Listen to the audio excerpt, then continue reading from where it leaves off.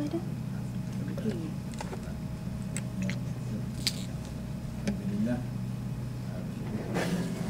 kerana pada hari ini dapat sekali lagi kita bersama-sama dalam perkongsian kita, dan insyaAllah pada hari ini saya ingin berbincang berkaitan dengan beberapa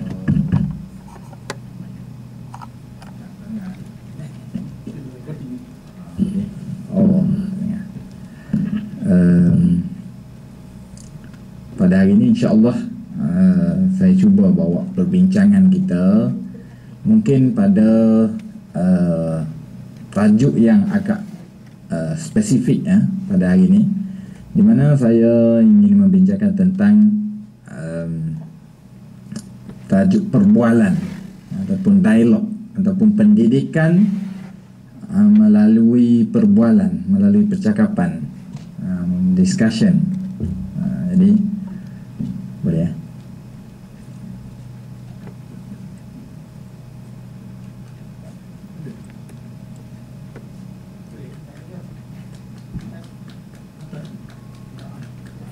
Apa dia kata tu?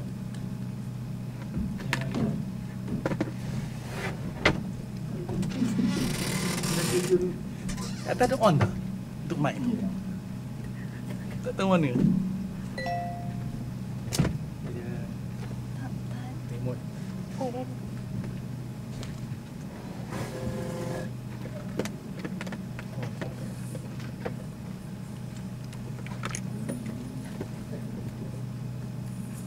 Betul lah.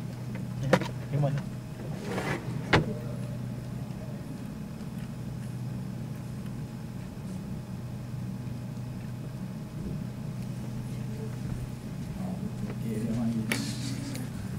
Ni apa tu main dah. Fine. Mic. Oh, Mainnya ada mic yang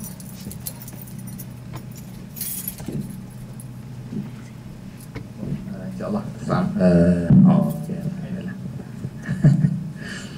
Okey, insyaAllah pada hari ini saya ingin berbincang berkaitan dengan pendidikan. Pendidikan mungkin kita biasanya kita di rumah, kita hidup dalam suasana keluarga. Jadi di sini saya nak mungkin menarik perhatian sikit berkaitan dengan kadang-kadang kita ni jadikan pendidikan tu sebagai satu kerja di sekolah. Oh, banyaknya kita mungkin kerja-kerja di sekolah lah. Maknanya pendidikan, mendidik anak-anak ni kerja ustazah, cikgu di sekolah. Jadi tapi sebenarnya pendidikan di rumah, tak kira sama ada di rumah tu mungkin kita dengan anak-anak ataupun kita dengan pasangan ataupun kita pendek kata dalam environment rumah ya. Mungkin kita boleh kembangkan pada environment pejabat. Itu yang penting di sini saya ingin menarik perhatian tentang perbualan ataupun perbincangan. Macam mana kita menerapkan elemen-elemen pendidikan dalam perbualan, khusus kepada anak-anak. Jadi berapa jenis perbualan sepatutnya yang kita wujudkan kan dalam keluarga supaya perbualan-perbualan itu menjurus kepada elemen pendidikan. Maksudnya mungkin dalam satu keluarga tu mungkin kualiti hubungan ayah dengan anak ataupun ayah dengan isteri, suami dengan isteri ataupun ibu dengan anak tidak ada elemen pendidikan. Maknanya dia bercakap dengan anak dia tu, dia bercakap saja kan. Macam orang minum air osmosis. Tak ada unsur mineral, tak ada apa, minum air saja. Setakat perbualan kosong kan. Jadi bagaimana sebenarnya pendidikan melalui perbualan tu bernilai sebenarnya kan. Boleh tak kita bayangkan berapa aspek pendidikan yang kita boleh terapkan? Mungkin ada orang fokus dari sudut pendidikan, dari sudut ilmu pengetahuan secara dalam perkara lain, tapi disebabkan skop tu besar, saya nak kepada agama saja. Bukan maknanya di perbualan tu tidak melibatkan benda lain kan. Mungkin melibatkan kesihatan. Di rumah mungkin perbualan tu melibatkan kesihatan. Macam mana kita nak didik general anak-anak kita tentang kesihatan. Tapi saya rasa pada hari ini kita pilih satu dulu, sebab saya masih mengkaji bidang ni, iaitu dari sudut aspek tauhid.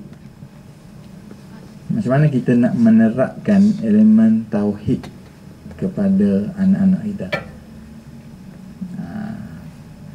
pada anak, kepada ahli keluarga kita. Jadi di sini sebab tu saya minta kertas. Saya nak, kalau boleh, salah satu perkara yang kita patut fikir pada hari ini ialah saya nak minta pengalaman tuan-tuan dan puan-puan, iaitu apakah soalan-soalan lazim yang ditanya oleh ahli keluarga kita tentang tauhid, yang kadang-kadang kita boleh jawab, kadang-kadang kantoi tak boleh jawab kan. Jadi boleh kita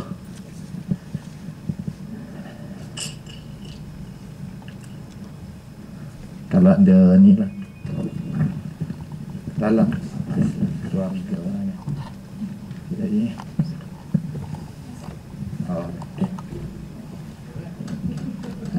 boleh pensel. Sebab bila saya fikir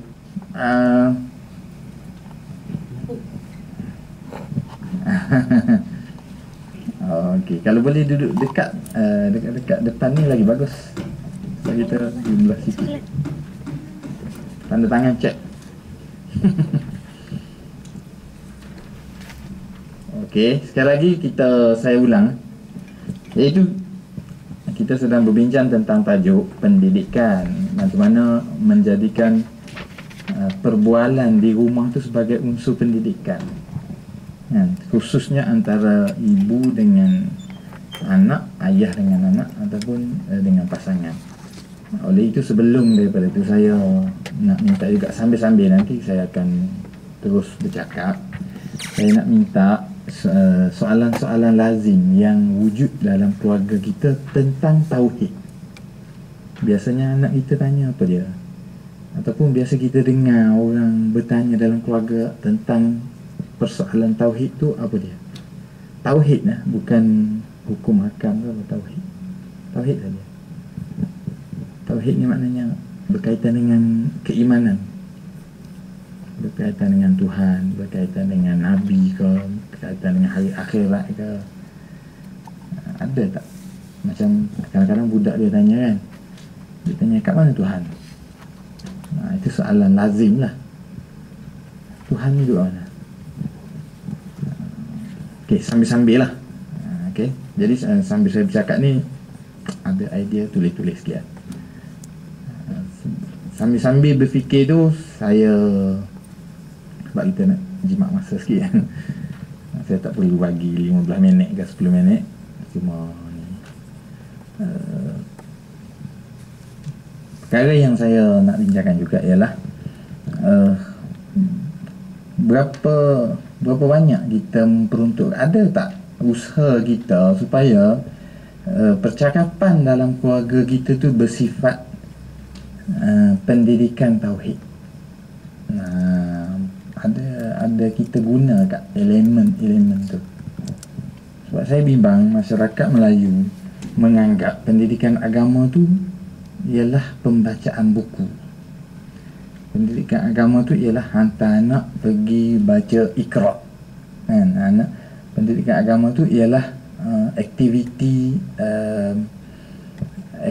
akademik.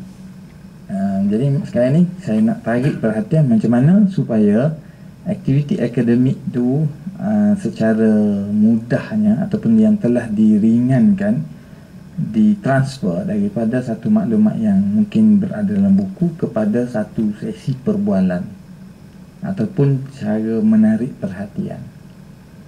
Ya, mungkin sebagai ahli keluarga ni, terutamanya ayah dan ibu, Bagi yang tak ada keluarga lagi ni macam mana? Dah berkeluarga? Belum lagi? Mak ayah kan? Macam mana? Anak saudara kan. Tapi biasanya masyarakat Malaysia ni hidup dalam struktur yang hampir sama lah kan. Tak ada pula hidup seorang diri. Umur 18 je buat lagi duduk sendiri kan. Kita nak suruh tulis soalan-soalan lazim yang kita dengar berkaitan dengan tauhid. Biasanya soalan-soalan lazim tu ditanya oleh anak kepada ayah ataupun ahli keluarga kita kepada kita. Ada tak? Kalau fiqh ni ditanya hukum halal haram ni percaya tak percaya? Akidah. Macam dia tanya. Kalau anak tanya apa perbezaan kapitalisme, ni anak ni belajar kat mana?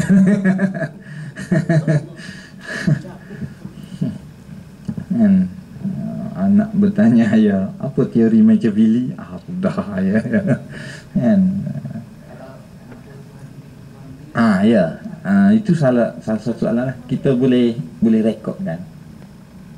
Sebab saya nak cuba tengok macam mana.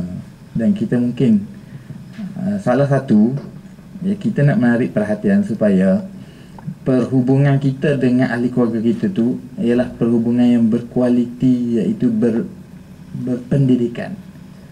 Salah satu daripada kelompang yang wujud ialah kita kurang, saya tengoklah masyarakat Melayu ni kurang menjadikan percakapan tu, discussion di rumah ataupun perbualan ringan sebagai unsur pendidikan. Tajuk ni saya dah bincang dengan beberapa kawan dalam bidangnya. Mereka kata memang boleh buat PhD pun tajuk ni. Memang tajuk yang baik ya. Dan saya tertarik nak kaji tajuk ni lah secara lebih mendalam. Walaupun PhD saya bidang lain tak apa, hobi.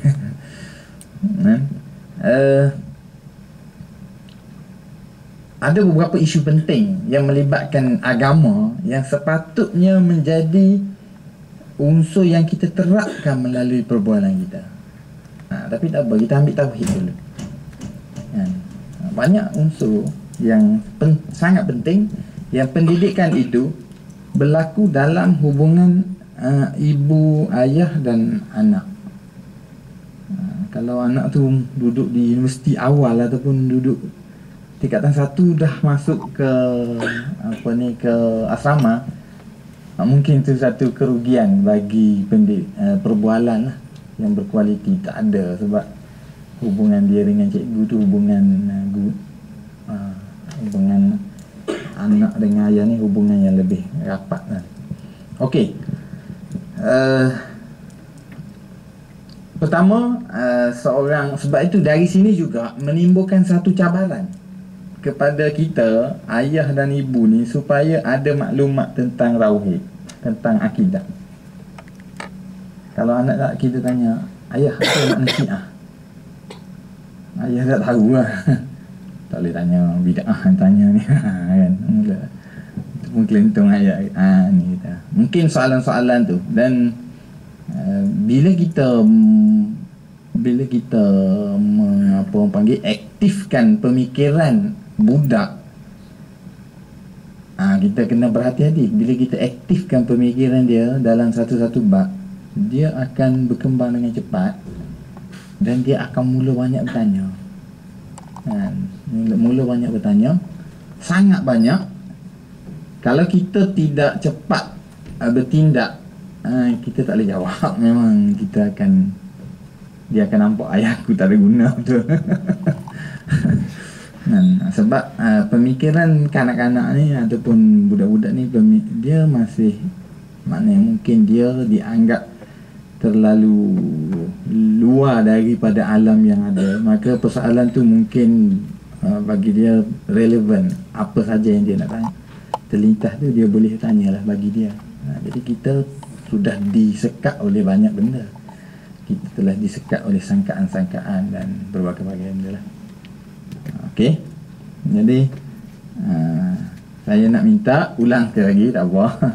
Tulis berkaitan dengan soalan-soalan yang biasanya ditanya oleh ahli keluarga kita, sama ada anak ataupun pasangan, berkaitan dengan akidah ataupun tauhid.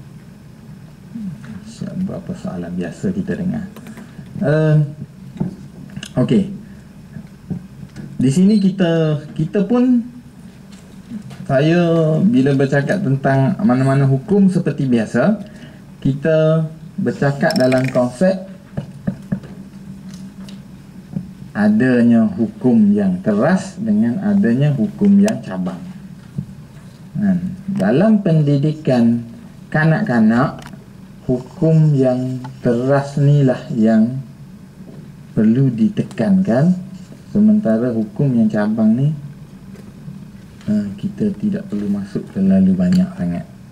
Contohnya perbincangan tauhid berkaitan Allah tu satu, kan, sifat-sifat Allah, Tuhan Maha Perkasa, mengampunkan, nama-nama Allah, Asmaul Husna, sifat uluhiyah, rububiyah, sifat asma dan sifat ayat ni keras. Tetapi persoalan misal kata adakah surga dan neraka tu berkekalan, syurga yang didiami oleh Nabi Adam tu syurga betul ke syurga di dunia, Nabi Adam tu Nabi ke tidak, dia bukan Nabi, adakah dia Nabi,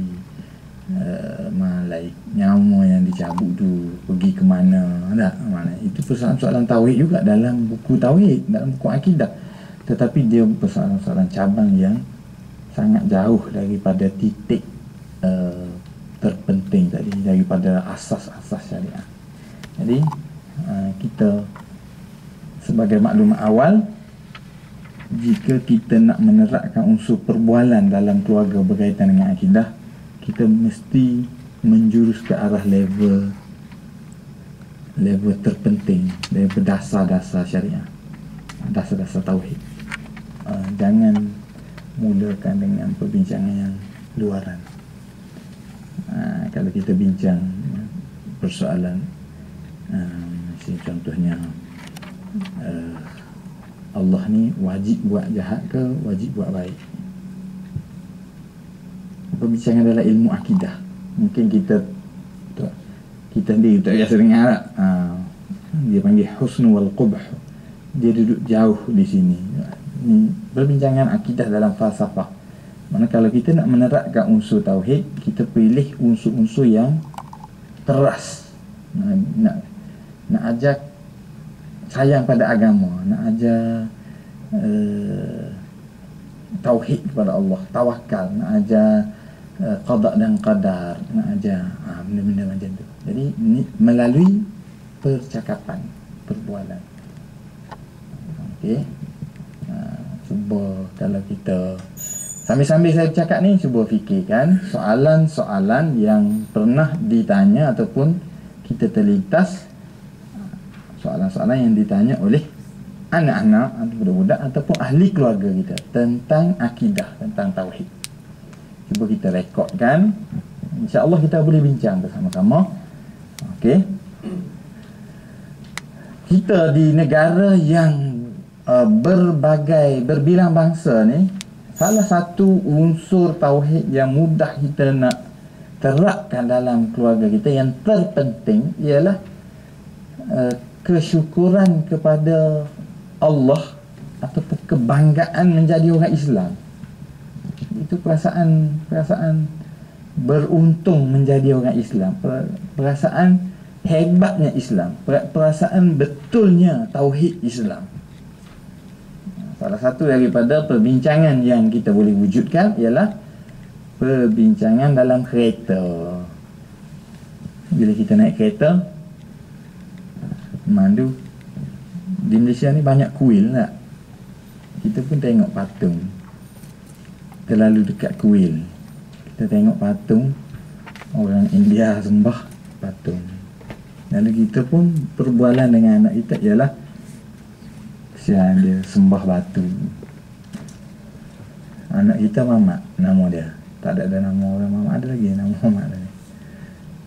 Nasib baik Mamat jadi orang Islam. Kalau Mamat jadi orang Hindu, Mamat duduk jilat tahi lembu kat sana kat kuil. Anak kita pun dia rasa dia telah beruntung menjadi orang Islam. Jadi setakat yang saya test lah melalui anak-anak saya, teknik ni sangat berkesan sebab dia mempunyai elemen-elemen dia terkejut lah.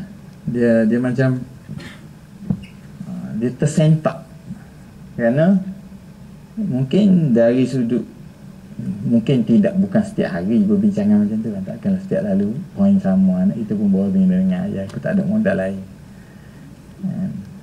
Tapi mungkin di sudut kadang-kadang bila lalu dekat dengan kuil ni, orang terkejut dengan binaan macam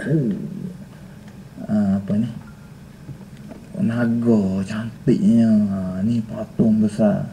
Tapi kita ambil pemikiran dia, kita bawa kepada elemen dia sebenarnya beruntung, orang tu rugi. Sebab apa? Kita sembah Allah, dia sembah batu. Jadi benda ni membawa pemikiran tu dia kontra. Bila sesuatu tu diberitahu dalam bentuk kontra, kesan dia tu memang dia sangat mendalam. Dia boleh ingat lama kalau kesan dia tu cross. Sebab dia nak kat ni, kita pun terus patahkan dia kat situ, dia terus tertanam satu perasaan. Ya, jadi salah satu unsur yang kita boleh didik dalam perbincangan ialah unsur tauhid dalam keluarga ni ialah beruntung menjadi orang Islam. Perlu kita ingat bahawa kita sebagai ketua keluarga ataupun ibu ataupun ayah, kita kena create perbualan macam tu. Perbualan agama ni mesti kita create dalam perbualan dengan anak-anak. Tanggungjawab kita. Dia mungkin anak kita tu pada mulanya dia tak terjadi macam tu, tapi kita kena create. Kena cari tajuk. Contohnya yang akan menyebabkan dengan sendirinya kita terpaksa membaca. Kita terpaksa. Tu yang saya katakan, saya bukan menggunakan perbincangan hari ini melalui pembacaan. Saya test dengan keluarga saya lah. Lebih pada tu. Saya nak kongsi sudut tu saja. Iaitu bila kita attack pemikiran dia dari sudut ketuhanan, budak tu akan meluahkan pertanyaan. Jadi kita kena tahu. Contohnya kita kena membaca sikit sebanyak tentang agama-agama yang ada di Malaysia. Kita kena ada maklumat. Pernah tak sebelum ni kita rasa perlu benda tu? Kita rasa perlu tak kita tahu tentang Hindu? Ramai orang Malaysia tak tahu apa itu Hindu, dari mana Hindu tu datang, apakah dia punya kepercayaan, teras-teras kepercayaan dia, mazhab dia. Lepas tu Buddha macam mana. Dia jadi satu dorongan untuk kita sendiri memperkayakan maklumat kita. Sekarang ni ada Google lah, senang je lah, tarik je serang keluar. Nak lawan Tok Sami pun boleh dari sudut maklumat sekarang. Banyak boleh dapati. Kalau kita baca-baca silap aling daripada Tok Sami lagi. Banyak maklumat kan. Baca. Sebab apa? Soalan tu akan keluar nanti. Anak-anak akan tanya. Okey. Saya tak rasa unsur terpenting pendidikan dalam dialog, dalam perbualan ialah unsur tauhid. Perlu disogokkan dengan perbincangan. Okey, elemen syukur, bersyukur kepada Allah, elemen nikmat ni boleh kita bincang. Contohnya bila kita tengok berita kan, salah satu elemen pendidikan yang sangat penting ialah, sebab tu saya menekankan supaya kita daripada awal, mak ayah ni dia mesti dipatuhi. salah satu elemen mendidik yang lebih, tak mudah nak cakap tentang pendidikan anak-anak lah, sebab kita tak perfect kan. Tapi salah satu unsur yang sangat perlu kita tekankan dalam pendidikan ialah unsur kepatuhan. Macam mana kepatuhan? Iaitu anak-anak dengan mak dan ayah ni, dia mesti ada rasa patuh. Dia rasa patuh tu macam mana? Dia rasa ni mak ayah aku kena ada satu tahap, aku nak bincang macam mana pun tak apa, tapi sampai tu tahap aku kena respect dia ni mak ayah aku. Dia nampak bila tu, contohnya anak nak tengok kartun, ayah nak tengok berita. Banyak ayah gagal, akhirnya dia terpaksa tengok kartun dengan anak dia. Kalau sehari tak apa, tapi setiap hari TV ada satu kat rumah, ataupun kalau TV banyak pun tak praktikal. Sebab kita bukan melihat berita bukan untuk kita saja, kita melihat berita untuk kita dan untuk anak-anak kita. Dalam melihat berita tu ada unsur pendidikan.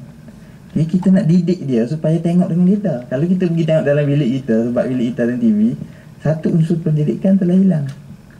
Itu ruginya orang banyak TV kat rumah kan. Jadi gunalah peluang tengok berita tu sebagai unsur pendidikan perbualan. Dan unsur, saya bagi tahu ni berterabur mungkin tak berapa cantik sangat, tapi salah satu unsur pendidikan ni, dia tidak boleh merepek atau merapu. Mak dan ayah ni, kita ni yang menerangkan, dia tak boleh bla bla bla bla bla. Akhirnya berita orang tak dengar, orang dengar dia pula salah. Dia tak menarik, dia kesan dia kurang baik. Dia nak dari satu cetusan, dari sudut cetusan,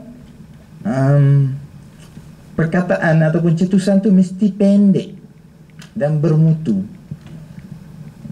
Tengok Somalia miskin, lapar, oh alhamdulillah, kita di Malaysia, satu Malaysia pula kan. Kalau kita duduk Somalia macam mana? Tuhan takdir kita lahir di Malaysia. Kalau kita lah rancang, mungkin minta lahir kat lain. Unsur ketuhanan, unsur takdir, unsur takdir, unsur rezeki, unsur syukur. Dalam masa yang sama, kita boleh didik juga pada unsur, saya kata Allah kan,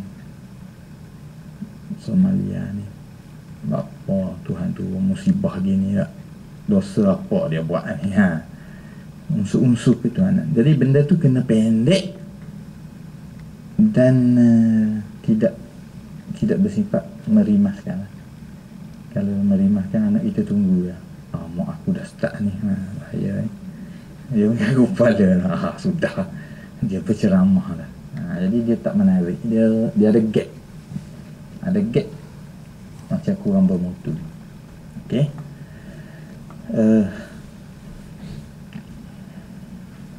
sekali lagi saya katakan bahawa unsur pendidikan dalam perbualan di rumah yang menyebabkan kualiti masa kita dengan anak-anak kita tu menjadi unsur pendidikan yang berkualiti.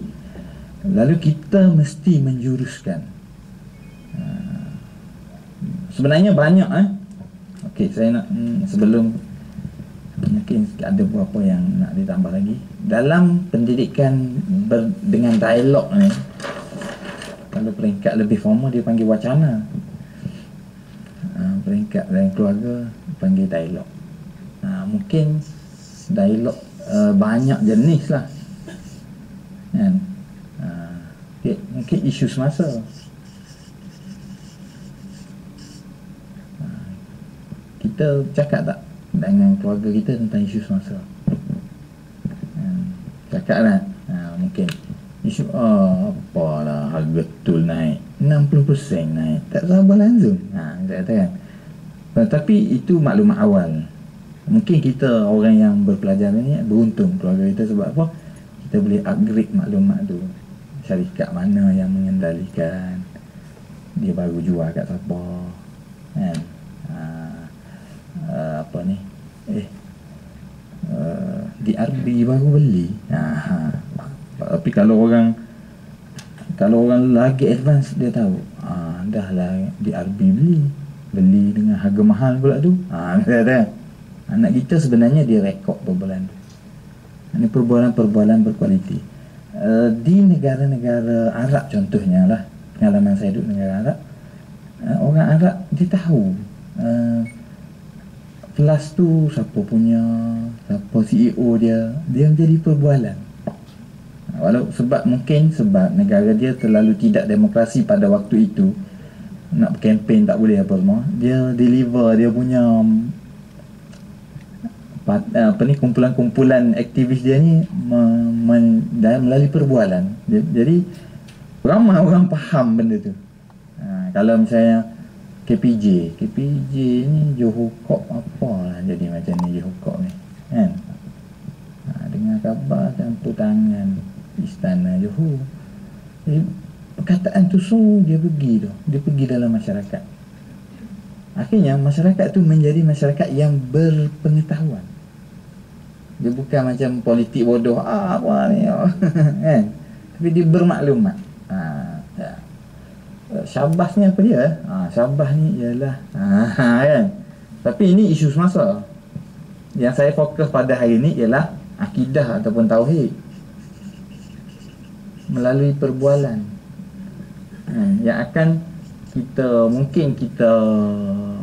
jika kita perkayakan nanti, saya bercadang untuk mendapat jawapan kepada satu persoalan, iaitu bagaimana mengajar anak anda tauhid. Siapa yang ajar? Kita yang ajar. Bila dalam percakapan kita seharian kita mengajar anak kita tauhid. Tauhid kat sekolah tu tauhid formal, cikgu punya ajar. Tapi sekarang ni sebab tugas ibu bapa paling penting mengajar tauhid kan. Bagi makan tu dah nombor 2 sebenarnya. Dalam masyarakat itu saya rasa ya, kita banyak berkaitan pasal ibadat. Sampai sembahyang, haji, puasa, habis. Ya, mungkin. Habis pun mungkin separuh buluh. Ya. Mungkin Jadi kurang nak bersih pasal tauhid kan. Betul. Ibadat kan. Kita banyak ibadat. Mayang ngaji. Ingat saya dulu balik sekolah ngai dulu belakang rumah ada belakang rumah ada apa tu, paya. Balik sekolah semua ngai. Lepas tu ada burung pati. Saya ni minat, hobi saya pelihara burung pati. Tapi saya tengok lama 3 jam tak habis tengok burung pati. Sebab kaji kan, hari berapa dia bertelur, hari berapa, buat jadual. Kabar-kabar atas belakang ketepung. Ibu saya akan pergi rotan tu, dia tak panggil lah. Sebab panggil lama tak dengar kan. Pergi tiba-tiba ketepung atas belakang, lari. Memang kita prihatin dengan ibadat. Tapi betul, saya pun rasa ada ni sini, ada vacuum di sini, ada macam. Sebab tidak hairan, persoalan saya ialah mengapa orang Melayu ni dihantui dengan isu murtad. Saya tak perhati. Bagi saya tak timbul isu murtad ni. Kalau mendasari, maknanya dah jadi satu culture kita masa kecil-kecil lagi, anak-anak dibuai dengan benda tu, dengan ilmu-ilmu tauhid tu. Sebab apa kita nak murtad lagi? Mungkin kita maksiat dia akan boleh buat, tapi murtad dia tak murtad. Sebab murtad tu tak ada sebab dia nak murtad. Kalau maksiat dia lagi minum arak, adalah seronoknya kan. Nak pergi sembah patung, ada apa lebih patung? Memang tak perlu pun kan? Jadi saya tak puas hati. Jadi saya mencari, dan saya rasa jawapan dia berada di sini, iaitu kita gagal menerapkan dalam culture kita perbualan tauhid dalam kehidupan seharian kita. Setuju tak? Saya ni masih mengkaji ni. Setuju tak kalau saya kata macam tu? Ada tak nilai-nilai tauhid dalam percakapan dengan anak-anak? Okey, salah satu bentuk, baru ni saya bincang mengaji sendiri, Okey, isu semasa, tauhid, ibadat. Tauhid itu terlampau Luas luas. kan. Ibadat tu jadi sembahyang jadi Oh, jadi mudah nak diberitahu. Tauhid ni kalau tak ada ilmu betul Ya. susah nak. Ya. Okey. Kena ada satu approach apa yang patut yang ditekankan. Okey, tadi umum sangat lagi kan yang saya kata asas-asas tauhid tu kan. Saya dah nampak lah juga benda tu. Takkan kita nak cerita semua benda tentang tauhid. Kita pergi kepada asas-asas tauhid. Tapi apa asas-asas tauhid tersebut? Okey, alhamdulillah satu pengkayaan juga. Maknanya asas-asas tauhid.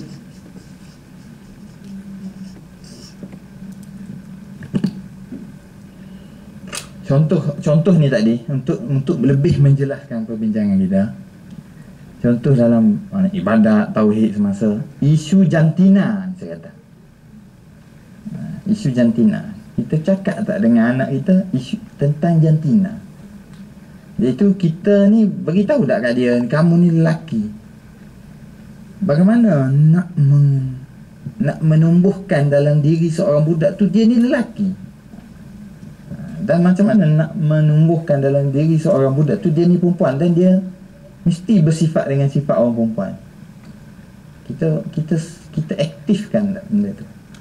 Perbincangan tu ada tak? Maknanya bukan perbincangan ilmiah. Maknanya kita ada tak elemen-elemen nak suruh dia tu tersedar dengan kalau budak lelaki kan, kalau budak lelaki dia kawan semua dengan budak perempuan contohnya. Kawan semua sampai umur 10 tahun budak lelaki dah mula tumbuh bulu betih ni kan. Dia akan cukur bulu betih tu. Sebab kawan-kawan lain semua tak ada, dia seorang ada. Dia tak tahu dia tu kawan dengan perempuan. Sebab apa? Aku ada, jadi aku tak boleh. Bila dia tumbuh misai, dia akan sedih. Sebab apa orang lain tak ada misai, dia ada. Dia terlupa dia tu lelaki, memang ada lah misai kan. Jadi kita macam mana nak sedarkan bahawa kamu memang kena ada misai. Kamu memang kena ada janggut. Sebab apa? Sebab kamu lelaki. Jadi unsur ni dia mungkin kita sebagai orang yang dah tua, kita tak tersedar bahawa sebenarnya perkara-perkara ni seperti juga dengan ibadat, dia boleh jadi lupa, tak perasan. Kita memang ibadat ni memang kan, nak suruh seorang budak semayang tu kan susah lah. Berapa kali kena watan baru teringat nak semayang. Itu pun semayang, benda lain baca Quran apa. Jadi tauhid. Okey, ni saya ada tak soalan-soalan tadi dah? Dapat tak? Ada. Boleh saya ambil kertas balik supaya saya kumpul lah, senang kan. Sebab saya ada tulis. Tak ada. Ada. Tak apa. Saya memang soalan yang dalam nak tanya kepada ya. Sebab masa zaman Nabi, Ya. banyak sahabat-sahabat wanita dia menghantar anak dia kepada Nabi tak? Anak bin Malik waktu kecil telah dihantar kepada Nabi. Ibu ni sendiri cakap didik dia. Dia outsource parenting tu sebagai Nabi dengan anak. Dan ada yang mengatakan juga sebab Rasulullah masih kecil, umur setahun dulu sudah dihantar kepada kaum Nabi dijaga dulu. Saya mengatakan itu sunnah. Maka because of that practice, dia sunnah untuk menghantar anak untuk dididik oleh Orang lain. tapi saya tak pastilah. Tapi betul juga satu praktik yang logik kalau kita rasa kita sudah so tadi outsource. Ini yang kepada orang lain.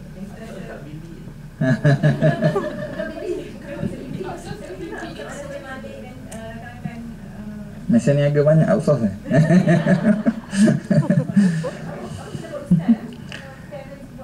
Ya, pada saya lah. Pada saya kita dah banyak outsource sebenarnya. iaitu pelajaran-pelajaran di peringkat level yang lebih tinggi. Tapi ada benda yang tak boleh outsource sebab orang lain tu tak ada.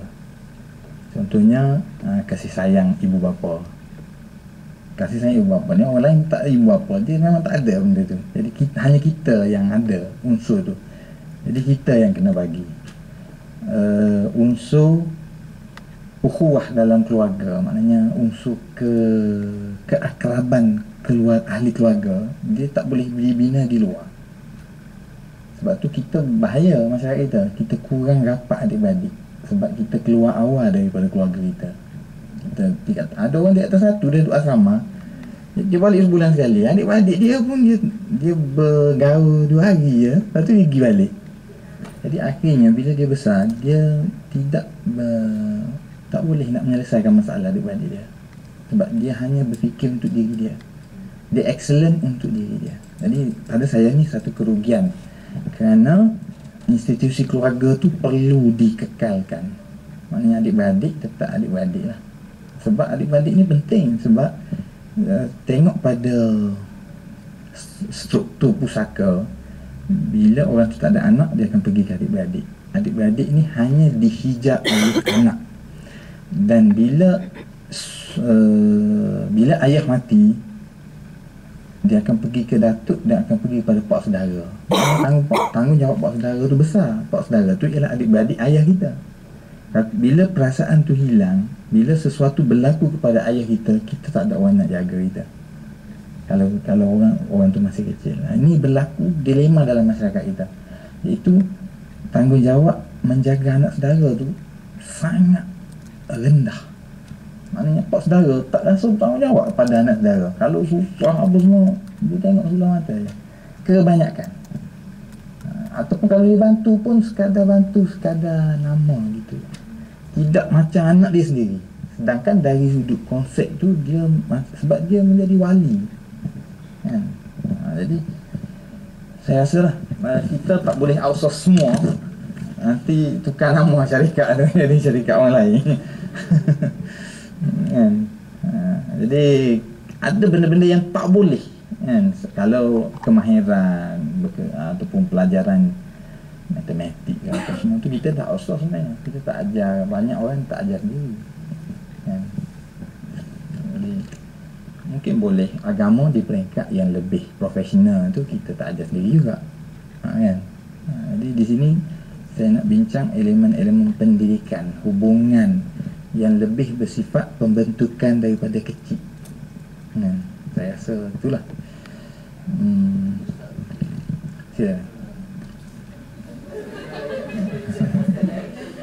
Sila. Tak apa.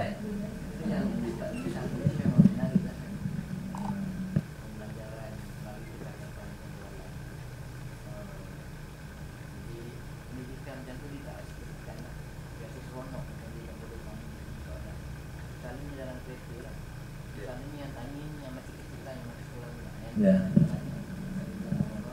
Tapi dia ada satu cabaran besar lah untuk masyarakat dalam sekarang.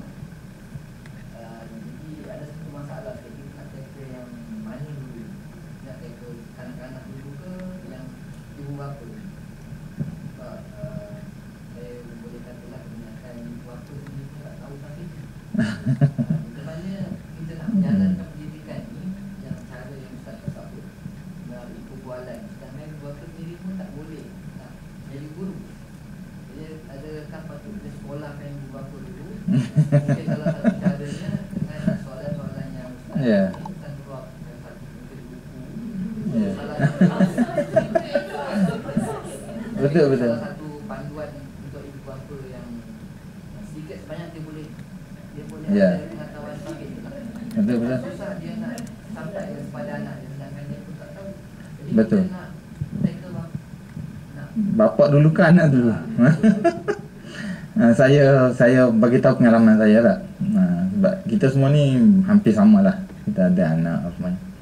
Okey, anak saya ni, saya nak tahu dia punya ni, saya alhamdulillah wujudkan benda-benda tadi lah, elemen-elemen kita sedarkan dia, kita injek dia dengan otak dia tu supaya dia macam tu kan.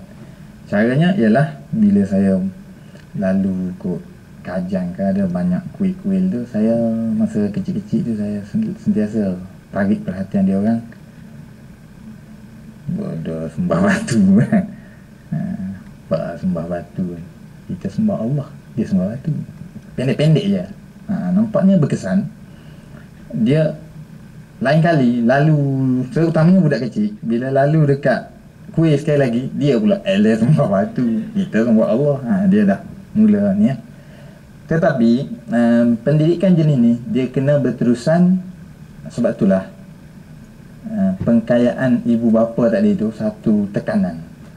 Maknanya nak tak nak, lepas ni kita kena study sikit banyak, kita kena ada maklumat. Kita ni pula kalau tak tertekan tak buat kerja kan. Tapi kalau tertekan, benda tu bukan susah sangat. Dia bukanlah perlu jadi tok guru dulu sebenarnya. Sebab tu saya kata tadi, kita pergi kepada elemen dasar akidah dulu, barulah kita boleh meluaskan pengetahuan kita. Alhamdulillah, saya ada anak sulung saya dah sekolah tingkatan 4. Jadi tahap pertanyaan dia tu telah pergi kepada peringkat lebih tinggi. Contohnya Syiah Imamiyah ni apa dia, Syiah ni kafir kada. Kalau kita kata tak kafir, tapi dia kan Syiah ni memaki sahabat, adakah maki sahabat tu masih tak kafir lagi? Saya kata nasib baik ayah kamu ustaz, kalau tidak yalah, jika tidak tak boleh jawab soalan ni. Soalan-soalan tu dah nampak macam peringkat tinggi. Alhamdulillah, walaupun kita di sinilah saya nak kata tadi, kadang-kadang mungkin kalau kita aktifkan pendidikan jenis ni, satu hari nanti anak kita tak sekolah agama tetapi pengetahuan agama dia tinggi. Sebab setiap hari kan. Kedua, anak tu sendiri dia akan nak belajar. Dia yang akan baca internet, dia akan ni. Sebab apa? Sebab dia ada tempat dia berbual yang mengaktifkan maklumat dia. Kalau dia pergi belajar di sekolah, kemudian dia balik senyap gitu, esok pergi belajar pula, dia tak minat. Sebab dia rasa pengetahuan dia tu tak ada tempat dia nak salurkan. Memang kurang. Tapi Alhamdulillah, bila macam tu, saya ketika anak-anak ni kecil, ada beberapa cabaran besar lah. Soalan-soalan yang mengejutkan. Contohnya, satu hari anak kawan saya meninggal. Jadi kita pergi ziarah, isteri kawan saya tu menangis. Anak saya ni tanya lebih kurang soalan dia, sebab apa orang ni menangis kan? Sebab anak dia mati kan? Oh, mati ni macam mana? Mati ni kena tanah dalam kubur, dia tak boleh balik dah lepas ni kan? Ruh dia maknanya dia gimana? Dia mati, macam mana nak terangkan konsep mati tu? Maknanya payah juga. Kita kata dia ni dah mati, Allah cabut ruh dia kan? Dia pun teringat, dia kata dulu kata Tuhan ni baik, sebab apa dia matikan budak ni? Dia tanya gitu pula kan. Lepas tu dia tanya lagi, Tuhan tu tak kesian ke tengok mak budak ni nangis? Akhirnya dia kata, jahat Tuhan sanggup tengok mak budak ni nangis. Dia mengeluarkan kesimpulan yang salah. Macam mana nak betul agak-agak kan? Macam mana nak kata Tuhan tu tidak zalim? Saya rasa sangat tercabarlah masa tu. Memang susah nak jawab. Tapi saya rasa terseret dengan persoalan-persoalan begini, kita tak boleh terlalu risau. Sebab tujuan kita bukan nak mewujudkan persoalan macam tu. Tujuan kita ialah perbincangan yang kita nak kata tadi tu, kita kena jelas hala tuju dia. Hala tuju dia ialah kita nak menerapkan dasar-dasar tauhid kepada anak kita. Dasar-dasar tauhid tu ialah, pertama, kebanggaan dia tu menjadi orang Islam. Dia tu rasa bangga dia jadi orang Islam. Macam mana nak wujudkan dia? Sebab tu saya fikir, saya menggunakan unsur tauhid tu, tetapi sebenarnya mewujudkan kebanggaan sebagai orang Islam. Sebab apa? Aku bangga aku jadi orang Islam. Hang sembah batu, aku sembah Allah. Tuhan kamu tu sembah lembu, kita sembah Allah. Sebenarnya persoalan-persoalan yang sampingan yang memeningkan kepala kita tadi tu akan kita berhadapan dengannya, tetapi perlu kita jangan terlalu terjebak dalam persoalan tu. Mana kita tak perlu risau sampai saya tak nak jawab ataupun tak nak bincang lah, nanti anak saya tanya soalan pelik-pelik saya tak boleh jawab. Sebab kita hala tuju kita bukan nak bincang benda tu. Hala tuju kita nak sebab apa kita bincang tauhid, akidah dengan anak kita? Sebab kita nak menguatkan iman dia. Dasar-dasar iman kat mana? Dasar-dasar iman ni kepada Rasul, sifat Allah ni kan? Jadi bila dia tanya sebab apa Tuhan matikan dia, Tuhan, saya antara yang jawabnya isteri saya juga, jadi saya pun dengar lah, bawa kereta tu dengar, makin lama makin payah soalan kan? Tuhan gini. Tapi satu kejayaan ialah dia telah bertanya tentang agama. Perbualan tu dah jadi perbualan agama kan? Bukan naik kereta je, mungkin seorang duduk ceruk sana main game, seorang duduk belakang, kalau boleh duduk bawah cushion main game ke, senyap kereta kan? Ayah pasang radio buat-buat dengar. Jadi saya rasa itu satu kerugian kan? Itu satu kerugian di sini. Sebab masa tu sebenarnya masa yang berkualiti untuk digunakan. Okey, satu petua kita dapat tadi tu, jangan risau kalau terjebak dalam soalan-soalan yang sukar, soalan-soalan yang saya tak ingat dah sebab banyak soalan tu. Ada lagi soalan-soalan lain lah yang saya duk fikir balik 2-3 hari ni, apa ni budak-budak ni tanya aku dulu ni. Ada soalan-soalan tu saya rasa terlintah lah dia orang nak tanya benda-benda ni, tapi tak direkodkan, hilang. Sebab tu saya rasa perlulah soalan-soalan yang saya tanyakan ni. Apa beza Tuhan, malaikat dan Nabi? Tengok soalan mungkin daripada anak kan. Apa beza Tuhan, malaikat dan Nabi? Kita boleh terang lah kan? Allah, Tuhan tu Allah, malaikat tu pekerja, tu makhluk Allah bekerja dengan Tuhan, Nabi tu manusia, malaikat ni bukan manusia. Maknanya kita boleh explain soalan ni. Alhamdulillah lah, tak boleh dijelaskan. Tak reti nak baca pula macam mana soalan selesai. Tak buat campur lah, tak apa nak nampak. Sembah Tuhan macam mana, kat mana Allah? Ini soalan yang sangat famous di kalangan budak-budak. Tuhan tu kat mana? Siapa ada jawapan yang paling baik? Saya pun tak ada.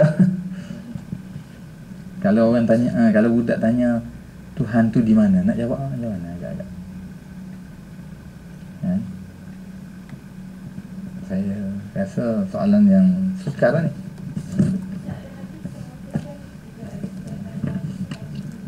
Ya, Allah di atas.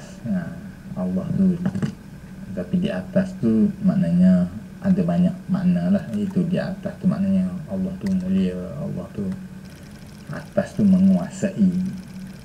Atas tu maknanya bagus lah, boleh lah jawab Allah di atas tu relevan lah dengan budak tu. Tapi bagi kita orang tua ni, Allah di atas, mana atas, tak ada atas kan? Untuk soalan budak, saya rasa jawapan di atas tu paling cantik lah. Sebab dia merangkumi menguasai, mulia. Sebab akidah Asy'ariyah ni, kita di orang Malaysia ni, Allah tidak bertempat. Allah tidak bertempat, maknanya kita tak boleh nak tahu Allah tu duduk di mana. Tapi di atas tu lebih kepada kemuliaan, penguasaan. Itu akidah Asy'ariyah. Jangan masuk asyik apa Maturidiyah apa semua ni pening anak kita, dan belum anak kita pening, kita pening dulu. tak perlu sampai ke tahap tu Okey. Jadi disebabkan perbincangan saya kena ringkaskan sebab kita masa kita dah terhad. Nah, soalan-soalan ni insya-Allah saya akan tengok, saya akan kaji, dan insya-Allah kita kalau boleh sediakan soalan banyak-banyak lagi yang biasa kita dengar minggu, insya-Allah masa akan datang saya akan bawa tajuk yang hampir sama. Kalau ni pun kita kita kaji dalam bidang-bidang yang lain pula kalau kita nak tambah. Tapi kita nak jelaskan bahawa unsur tauhid tu satu kepada Allah yang kita kena tekankan, satu kepada Rasulullah SAW, maknanya keimanan kepada Nabi. Tetapi di sananya ada unsur lain, iaitu unsur Islam itu sendiri. Unsur Islam, saya tengok salah satu daripada kelemahan masyarakat kita ialah kebanggaan terhadap agama. Maknanya kita macam mana nak cari formula nak suruh seorang budak ni, dia merasa dia ni beruntung jadi orang Islam. Nah, itu saya rasa paling penting. Dia rasa Islam tu telah, maknanya dia ni mujur jadi orang Islam. Sebab tu nampak tak unsur pendidikan yang Umar ke Abu Bakar kata, nahnu qaumun a'azzanallahu bil Islam. Kita adalah kaum yang telah dimuliakan oleh Allah dengan Islam. Sebab apa? Kaum di situ mungkin bermakna orang Arab. Sebab apa? Orang Arab sebelum Islam tak ada harga. Rom pun tak nak jajah dia. Dia pun hidup kacau bilau, hidup padang pasir, tak buta huruf, tak ada siapa layan dia kan. Tetapi lepas masuk Islam menjadi umat yang berkualiti, dihormati, menguasai dunia, merentah dunia. Jadi di situ penerapan unsur untung jadi orang Islam. Macam mana nak cari kaedah macam mana? Nah, di sini cabaran-cabaran kepada kita lah. Saya rasa jawapan kali ni saya menimbulkan persoalan-soalan ni. InsyaAllah kita akan sama-sama berfikir, sebab saya rasa ni masalah kita semua. Saya sangat tidak berpuas hati bila orang Melayu sangat merasa diri dia lemah di depan Kristianisasi. Sampai kan bila orang nak terjemah Injil ke dalam bahasa Melayu, semua orang takut, nanti orang Melayu. Kita tak rasa tak bahawa kalau orang Melayu tu baca Injil dalam bahasa Melayu, lagi jauh dia daripada Kristian. Dia lagi faham tak betulnya Kristian. Tapi kalau kita tu ada asas yang kuat kan? Satu lagi perkara menarik yang berlaku dalam pengalaman saya ialah mengapa masa saya belajar dulu, orang Morocco sangat jauh daripada Islam pada masa tu, tahun-tahun 90-an.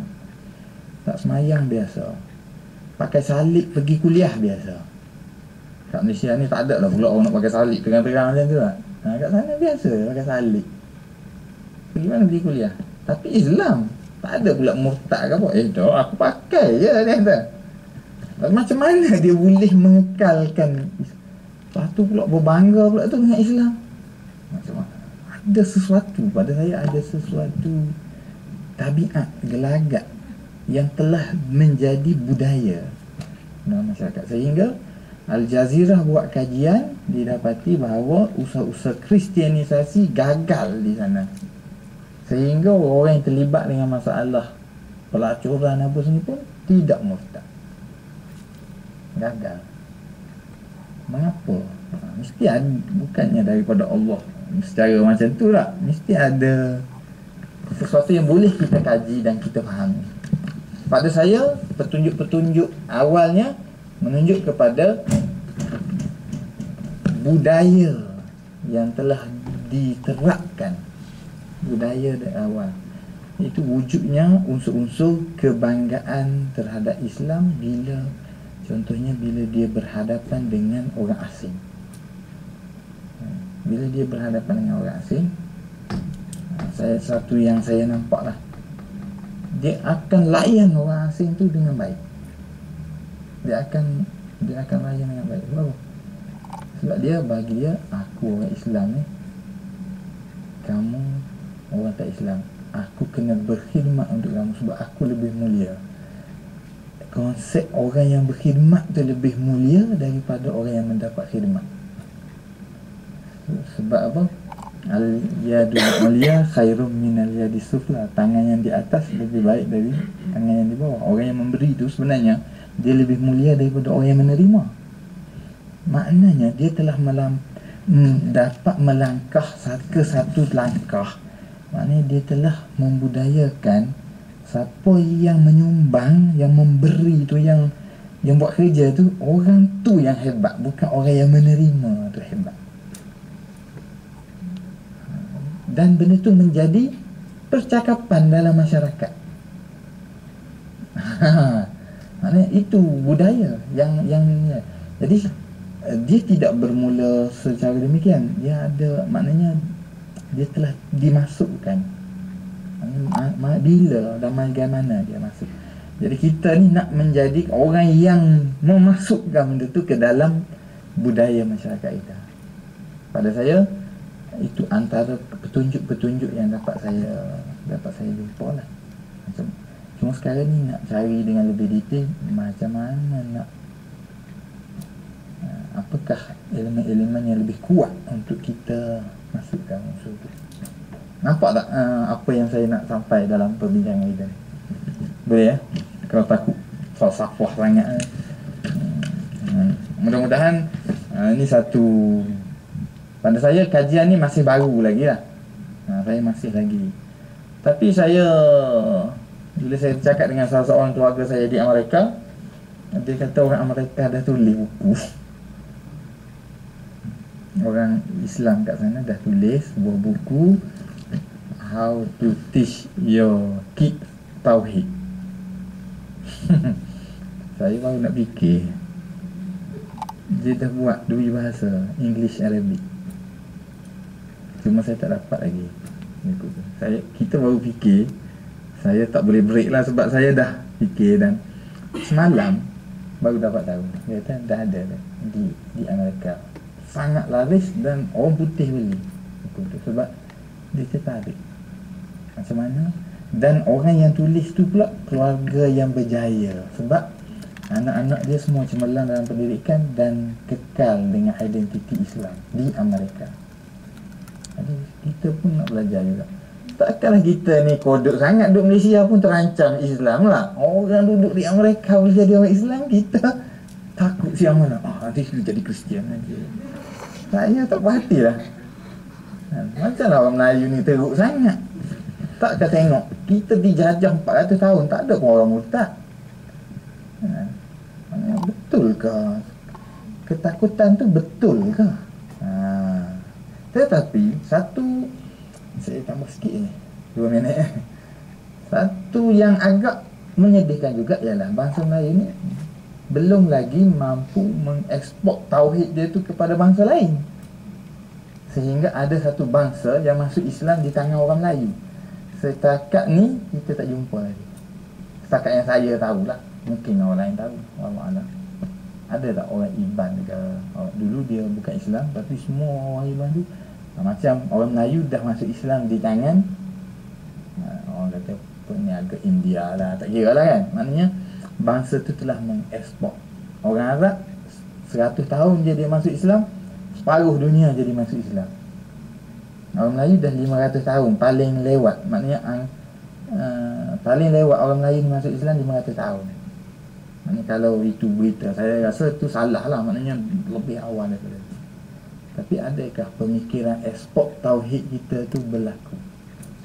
Mungkinkah kerana itu kita terlalu diancam dengan perasaan takut kita ni kena convert?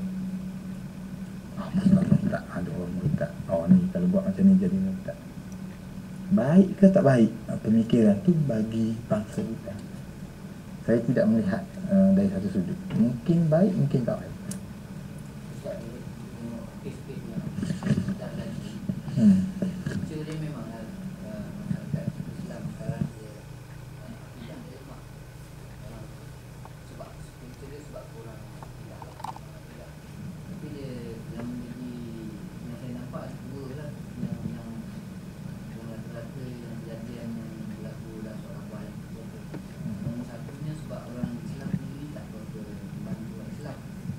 Itu termasuklah Kristian yang miskin. Miskin yang mendapat bantuan dari orang Kristian. Ya. Kita nak minta masyarakat ni susah sangat. Itu salah satu punca senang nak murtad. Yang keduanya banyak terjadi di kalangan budak-budak yang remaja lah. Pandang agama Islam ni susah, kena sembahyang, kena puasa.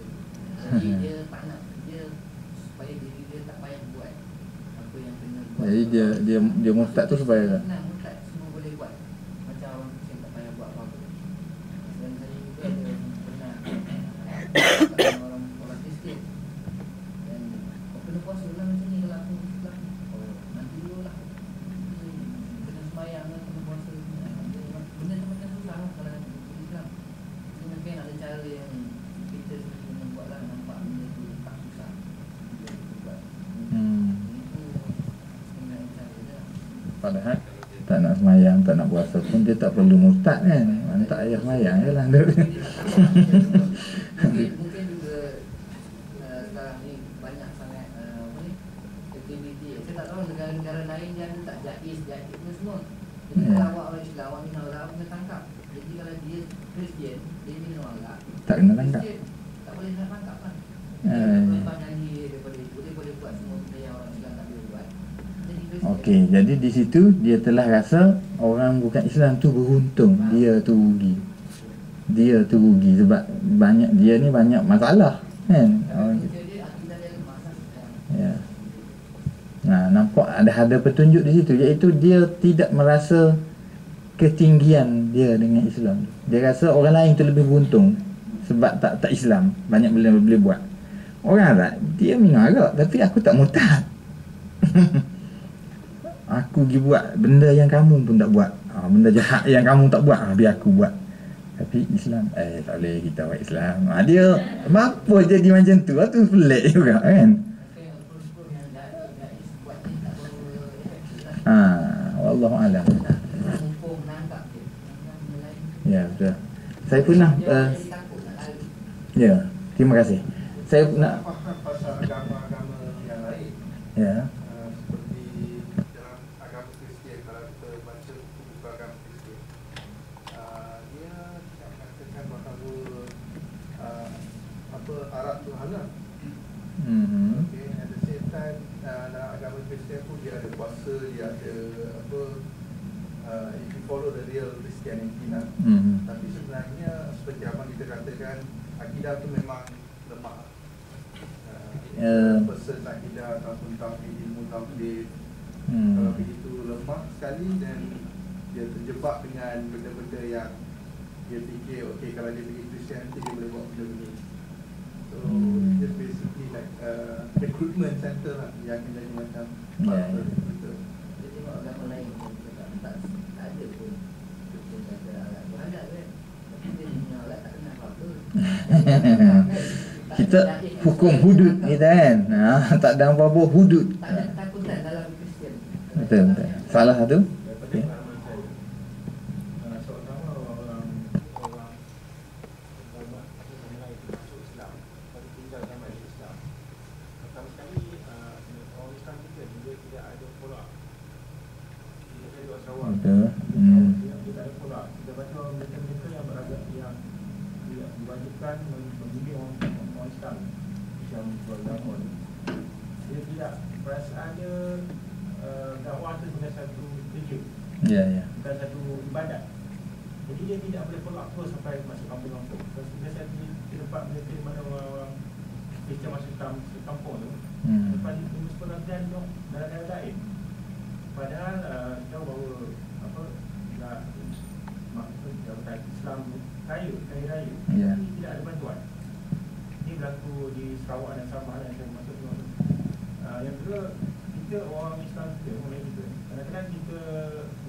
mereka yang bukan Islam tu sebagai asing, tidak mereka hidup cara orang Islam. Jadi mereka tak dapat itu.